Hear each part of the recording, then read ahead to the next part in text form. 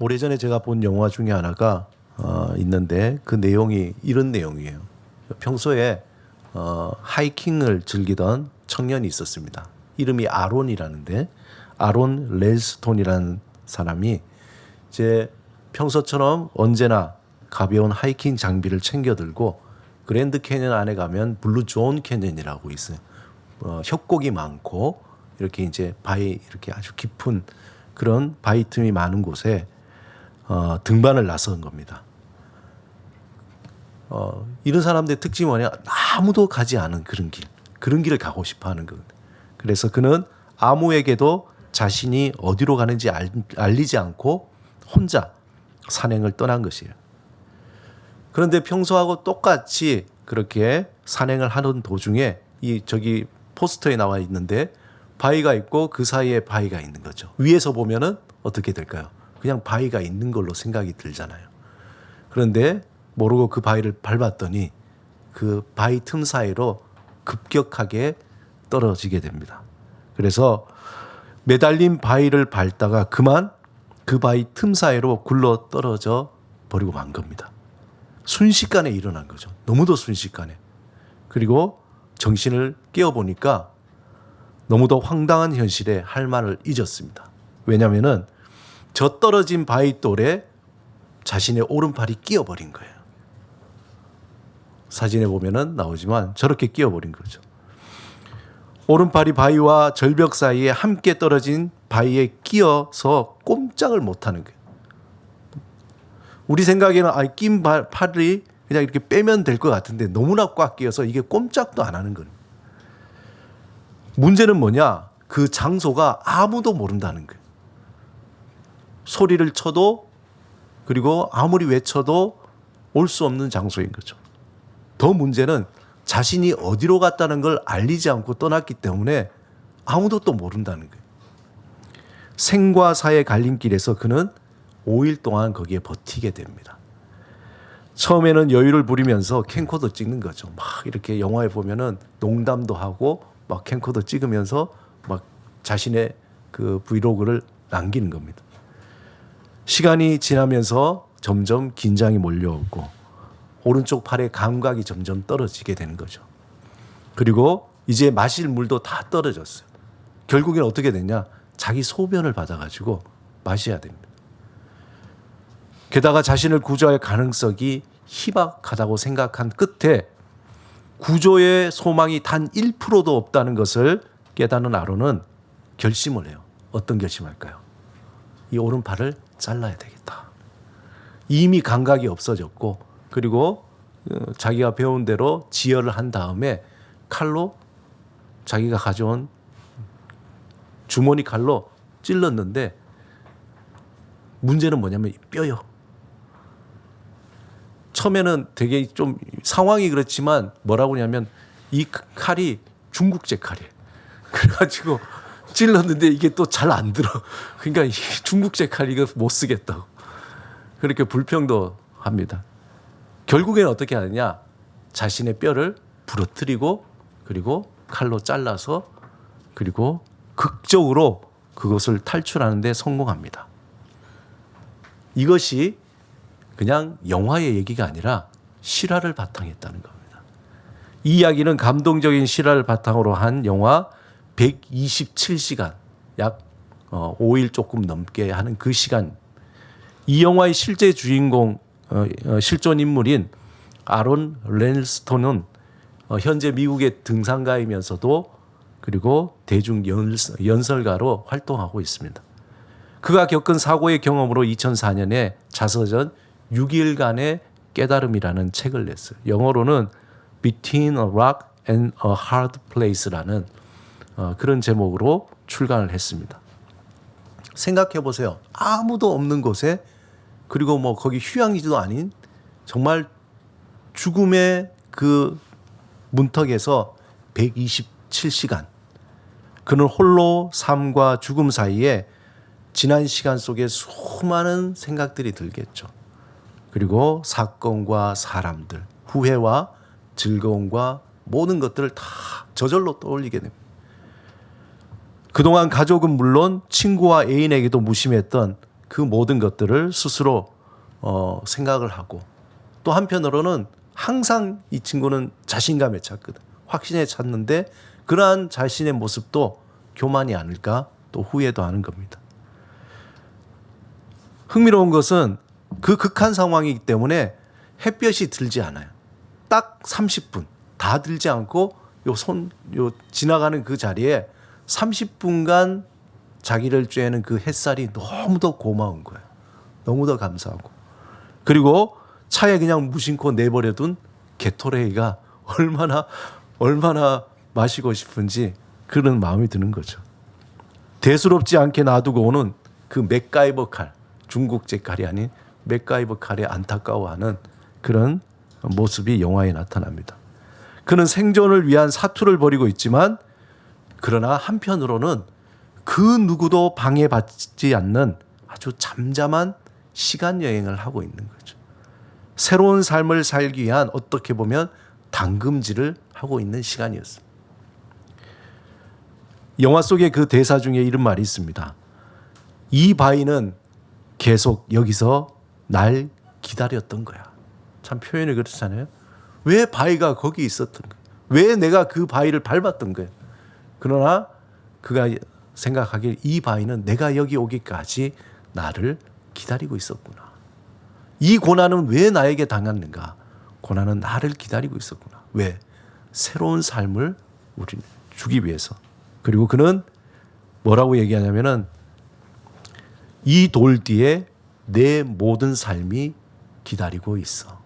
돌과 자신의 삶과 죽음 사이에 지금의 자신 아론과 이제 이 돌을 뒤에서 다시 말해서 빠져나온 그 삶이 완전히 바뀐 거죠. 이후에 그는 새로운 삶을 살게 됩니다. 물론 오른쪽 팔이 절달되었지만 의족을 하고 살아가는데 새롭게 활동적으로 역동적으로 살아가요. 근데 뉴스를 보면은 또 안타까운 현실은 이분이 또 뭐 이혼을 하게 되고 그리고 또 가정 폭력으로 또 구속도 되고 하는 그런 일도 있었다고 합니다. 아무튼 극한 상황 속에서 그 시간은 그에게 있어서 가장 누구에게도 방해받지 않는 잠잠한 시간이었다는 겁니다. 오늘 시편 62편 지난주와 같이 다윗이 지은 시예요. 악장은 여두둔입니다. 그가 붙인 곡으로 인도자를 따라서 회중이 함께하는 그러한 찬양인데 이 시편 62편은 여두둔이 작곡한 새 시편 곡 가운데 하나 중에 있습니다. 첫 번째는 뭐냐면은 시편 39편 우리가 너무나 잘 아는 그리고 또한 시편 77편 그리고 오늘 시편 62편입니다. 이 시편 39편은 다윗이 자신의 아들인 압살롬으로부터 도망 다닐 때 아주 참담한 그러한 심정을 토로한 시입니다. 마찬가지로 62편도 똑같은 상황에 있던 거죠. 아들에게 쫓기며 생명의 위협을 받는다는 정말 어떻게 보면은 적에게 쫓기는 것이 아니라 자기 아들에게 쫓기는 어떤 폐륜적인 그러한 상황 속에서 그 아버지의 심정은 어떻겠습니까? 아버지의 목에 칼을 겨누고 인간의 권력의 끝을 보이는 그 상황 속에서 다윗은 그 아들을 피해서 바위 틈에 숨어 있는 거죠. 압살롬은 아버지의 다윗이 왕좌에서 물러나야지 자신이 왕이 된다는 그러한 욕망, 그 권력욕을 채우기 위해서 그 권력욕이 그를 휩싸이니까 아무것도 보이지 않는 거예요. 아버지도 보이지 않고 그것을 쟁취해야 되겠다는 그 생각 속에서 다윗을 쫓은 거고 또 그 쫓아오는 그 아들의 그 위협에 다윗의 마음은 무너진 아주 처참한 그러한 상황에 놓이게 된 겁니다. 우리가 생각하기에 어떻게 아들이 아버지를 그렇게 할 수 있을까? 이게 권력이라는 이 맛을 본 압살롬이 아무것도 보이지 않는데 아일랜드의 인지신경과학자인 이안 로버튼슨이 쓴 책이 있습니다. 재미난 책인데 승자의 뇌라는 책이에요. 거기에 보면은 권력 혹은 승리가 사람을 어떻게 바꿔놓는지에 대해서 실험을 한 보고서입니다. 특히 권력이 얼마나 무서운가. 권력은 사람의 뇌 속에서 화학 상태를 변화시킨다고 해요. 소위 말해서 권력의 맛을 본 사람. 그 사람이 다른 사람을 대하는 태도, 나아가 인생관까지 바꾼다는 거예요. 보통 그런 얘기, 자리가 사람을 만든다고. 예전엔 굉장히 겸손하고 아주 자상하고 친절하고 배려심 많던 사람이 갑자기 한 자리 또 올라가더니 사람이 돌변하는 거죠. 목에 힘도 들어가고 목소리도 바뀌고 그게 이제 자연스럽게 그렇게 된다는 거예요. 특히 권력은 사람의 뇌 속에서 화학 상태를 바꾸고 태도와 인생관을 바뀌면서 이 권력을 쥐고 나면은 공격적 성향을 담당하는 테스토스테론이라는 그 물질이 나온다는 거예요. 그리고 또 쾌락과 즐거움을 느끼게 하는 도파민이 막 분비가 된다는 거죠. 그래서 뭔가 권력을 쥐면은 에너지가 막 생기게 되는 거예요. 문제는 뭐냐면 이것은 마약을 복용했을 때하고 환각 또 쾌락 증상하고 비슷하다는 거예요. 그래서 흔히 얘기하는 권력에 취하면은 이제 어떻게 제어가 안 되는 거죠. 하나님의 품을 떠난 인간, 하나님의 품을 떠난 압살롬은 권력의 맛, 돈의 맛, 그리고 명예의 맛, 쾌락의 맛에 빠진 것입니다. 인간이기를 포기한 폐륜적인 괴물로 변하게 된 거죠. 아마 다윗은 이 권력에 눈이 멀어 괴물이 되어버린 아들 압살롬을 생각할 때에 분노가 찼겠죠. 어찌 내 아들이 나를 이렇게 해할 수 있을까? 한편으로는 또 분노와 억울함도 있지만 한편으로는 너무나 안타까움도 있는 거예요. 아들이 그러니까. 연민의 감정도 있어서 그야말로 그 마음이 복잡한 거죠. 어떻게 할 수도 없고. 그러면서 그 모든 것들이 자신의 고통으로 다가오는 겁니다. 그래서 시편 62편의 본문에 보면은 1절과 2절과 4절 그리고 5절 9절에 모두 히브리어로 아크라는 말을 써요. 아크. 이 뜻이 뭐냐면 오직 진실로 확실이라는 뜻이에요. 특별히 2절하고 6절에 보면 오직이라는 단어로만 이래요. 재밌는 거는 원문에 보면 동사가 없어요. 그냥 명사만 이렇게 나열되어 있습니다. 희한하죠. 말하자면 원문을 그대로 읽는다면 오직 하나님 잠잠히 나의 영혼 그로부터 나의 구원. 동사가 없어요. 그냥 막. 왜 이렇게 썼을까? 이 표현을 우리가 자세히 생각하면은 다윗의 그 마음이 어떤가를 더 깊이 이해할 수가 있습니다. 예를 들면 이런 거죠. 어린아이가 배가 고플 때 어떻게 합니까? 어머니, 제가 아침에 물을 조금 마셨더니 갈증이 생기고 내 몸속에 수분을 굉장히 원하는데 수분을 보충하기 위해서 물 한 잔만 주시면 어떻겠습니까? 그런 아이 보셨어요? 어떻게 합니까? 엄마, 물. 엄마, 물. 그러잖아요. 단어만 나열하잖아요. 다윗이 그런 심정이 하나님 앞에서 너무나 답답하니까, 너무나 억울하니까, 너무나 분노가 나니까 하나님, 오직 잠잠히 나의 영혼 그로부터 구원. 이런 말만 되새기는 거죠. 우리가 기도할 때 그런 경우 있잖아요. 너무 힘들 때에 뭐 서술이 안 되잖아요. 그냥 주여. 예전에 기도실에 가면은 권사님들이나 또 많은 분들이 앞쪽에서 기도할 때 아버지 다른 거 필요 없어요. 아버지 계속 아버지.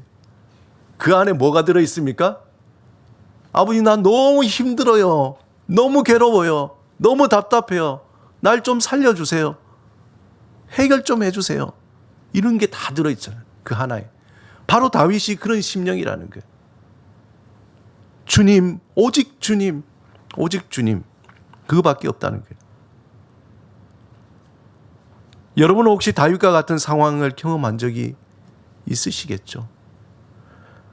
그때 어떤 말보다 그저 하나님 앞에서 주여 아버지라는 말밖에 나올 수가 없습니다. 이러한 다윗의 상황을 이해할 수 있는 본문 1절의 잠잠이가 어떤 의미인지 우리는 좀 더 깊이 생각할 수 있습니다. 우리의 127시간 아무도 방해하지 않는 잠잠이 홀로 하나님 앞에 서 있는 그 시간, 그저 잠잠히 하나님만 바라보는 것만이 유일할 수 있는 그 시간, 그 시간에 하나님은 우리에게 무엇을 생각하게 하시는 거냐, 이것이죠. 다윗은 하나님 앞에 자신의 모든 것을 내려놓고 잠잠히 머무르며 하늘로부터 내려오는 새로운 통찰력을 얻게 되는데 그것이 2절의 고백입니다. 우리 다시 한번 같이 읽겠습니다. 시작. 오직 그만이 나의 반석이시오 나의 구원이시오 나의 요새시니 내가 크게 흔들리지 아니하리로다. 이 구절이 다윗이 그에게 주어진 127시간과 같은 거죠. 아무도 방해받지 않고 오로지 하나님 앞에 있는 그 잠잠한 시간, 그 시간 속에 하나님 앞에 깨닫고 고백하는 말입니다. 오직 주님만이 나의 반석입니다. 오직 주님만이 나의 구원입니다. 오직 주님만이 나의 요새이십니다. 그렇기 때문에 내가 크게 흔들리지 않겠습니다. 자신의 모든 걸 다 던져버린 거예요. 다 던져버린 거예요. 특별히 본문 1절에 나의 영혼이 잠잠히 하나님만 바라며 나의 구원이 그에게서 나오는도다. 다윗은 자신이 하나님 앞에 설 때, 자신의 상황을 바라볼 때, 내가 왕인데, 내가 그동안 얼마나 전쟁에서 승리를 했는데, 내가 얼마나 잘났는데, 그런 모든 것들이 소용없다는 것을 깨닫고, 나는 정말 먼지와 같은 존재구나. 그냥 먼지와 같은 존재구나. 잠잠히 하나님만을 바라볼 수 밖에 없는 연약한 존재임을 철저하게 깨닫는 시간인 거죠. 중요한 건 이것이 다윗에게 복이라는 거예요. 다윗에게 복. 바위 틈에 막 숨어가지고 그 안에서도 막 계산하는 게 누구한테 연락하지? 내 도움을 받으면 어떻게 통장의 잔고를 깨가지고 어떻게 할까? 아니면 어떻게 막 자기 생각 속에 궁리를 한다면은 아직까지 진정한 하나님 앞에 소망을 두지 않는 그런 다윗의 모습이겠죠. 다윗은 그 바위 틈에 끼어서 내가 먼지구나. 아무것도 없구나.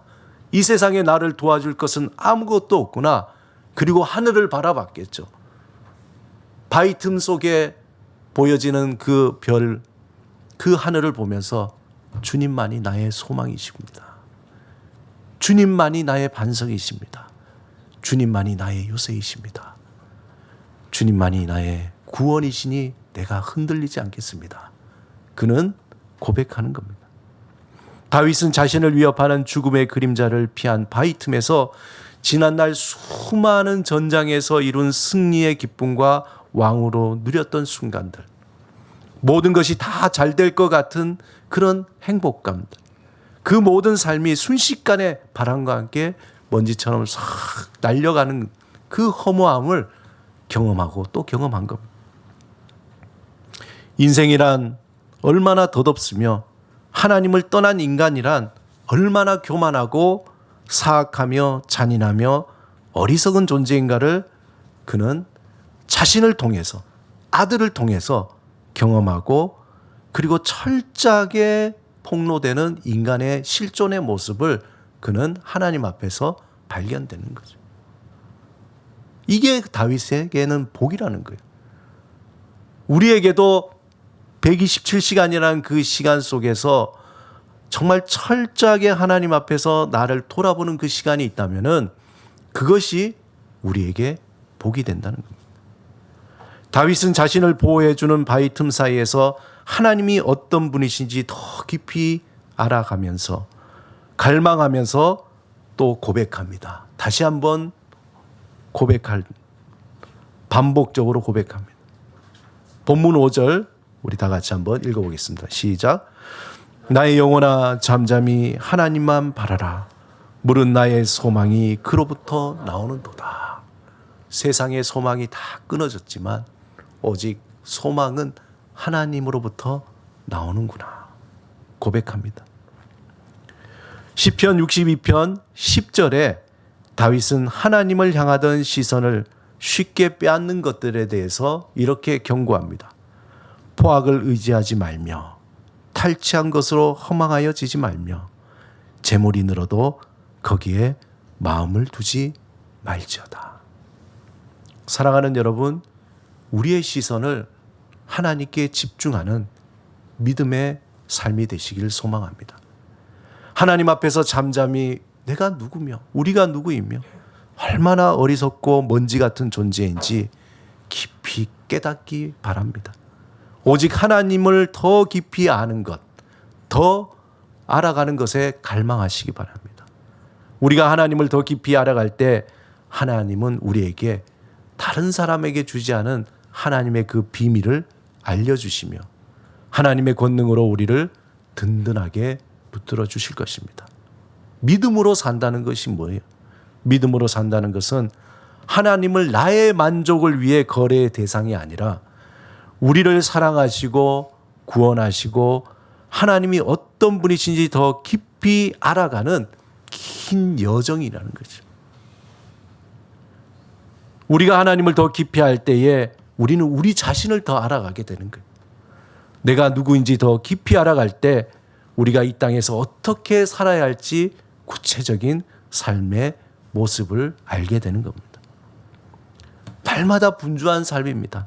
우리를 둘러싼 그런 바위 틈과 같은 삶이잖아요. 끼어서 꼼짝달싹 할 수 없는 그런 삶이 연속입니다.